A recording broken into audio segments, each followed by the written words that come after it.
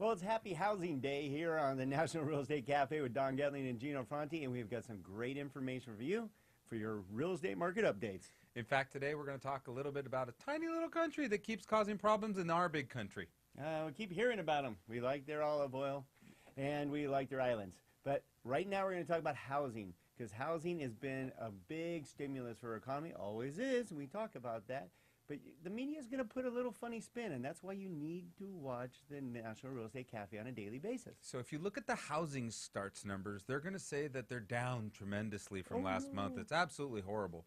But if you read into the report, that same report talks about the upward revision for last month, which was a 22% gain over the month before.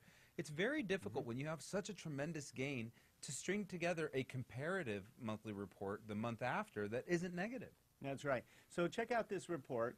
And we need to leave this up for a little bit because you got to see how big the numbers. The big thing we want to show you with this report is the trend. The trend is your friend. We always talk about one report doesn't make a trend, and that's why you need to watch this regular basis. Because like Gina said, the media is going to jump on this and say, oh, housing starts down 11%, but really that's not the issue. And more importantly, we always talk about foot traffic, internet clicks, and here's what that turns into: permits. So the precursor to the housing numbers as housing starts being good is what do permits look like? Astronomical. The best permits number I've ever seen. So if builders are speculating and builders are pulling permits, guess what's going to happen to that housing starts number 1, 2, 3 months down the road? They're going to start the houses they bought permits for. That's right. So be careful. For those of you thinking about selling, maybe I'll just wait till my value goes up. You're going to have some competition coming down the road. And buyers, you might have a little bit more inventory. So bottom line, both of you need to take action, because if you wait for that inventory, interest rates could go up. Let's talk about interest rates, Mr. Gino. Well, I would say, wah, wah. That's what we've been saying for the last couple of weeks. And today there's a glimmer of hope, and it comes from Greece again.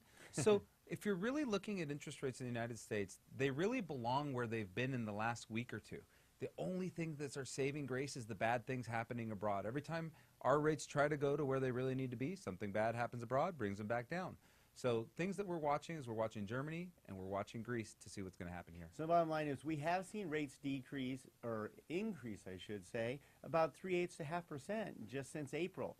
But we do have a little bit of support, so we're going to have to watch this carefully. We got jobs reports coming out and see what happens and see if we can hold the support to keep rates at the very low 4s, which are great interest rates.